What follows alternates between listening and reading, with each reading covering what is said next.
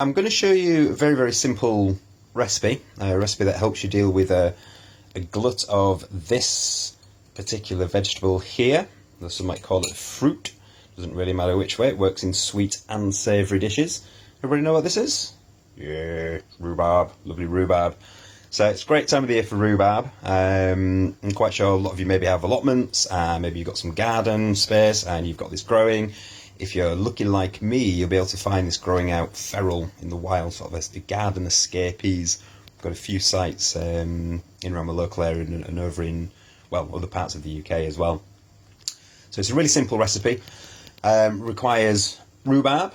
First of all, what you want to do is chop your rhubarb up into smaller sections after giving it a wash, and then you want to cut enough pieces to fill a litre kilner jar. Yeah, and they go all the way around that kilner jar, and they're all packed in nice and tight.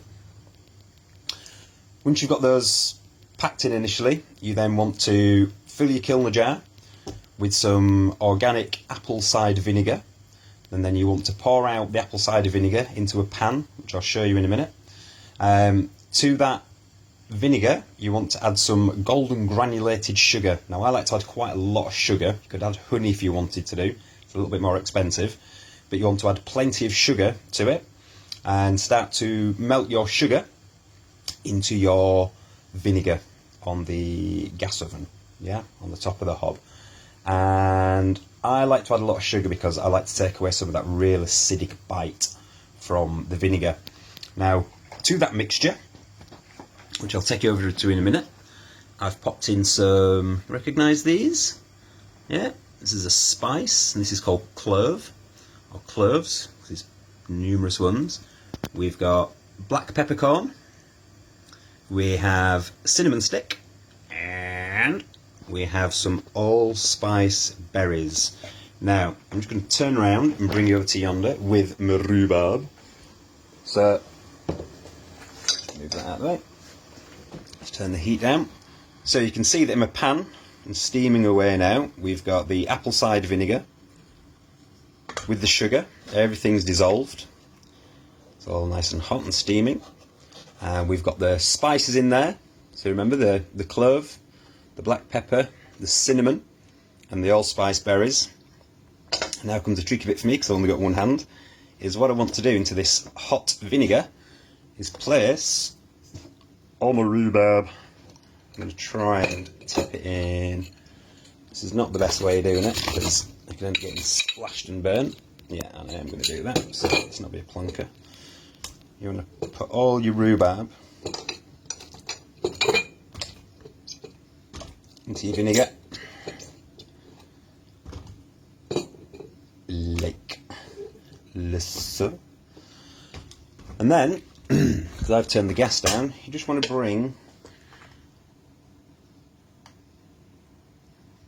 the gas up a little bit high. And what you want to do basically is you want to really gently poach your rhubarb in the warm vinegar. You really need to keep an eye on this. Don't do it too hot. You don't want to overcook this, because the rhubarb will just turn into a floppy mess and it won't stand up in your kilner jar. So you want to cook this just through. Now, it could take 3 minutes, 4 minutes, 5 minutes, depending on how thick you've cut your rhubarb. But once your rhubarb is poached adequately, so it's really nice and soft, not too soft, you then want to put it all back in your kilner jar, standing up. You can place the lid on. Just move that over to there. Right. Once you've put all your rhubarb into your kilner jar, you then want to reduce your vinegar sugar mix. Just bring it to the boil for maybe 5-6 minutes, and you want to reduce it, make it just a little bit thicker, almost a little bit syrupy edge, but not too syrupy.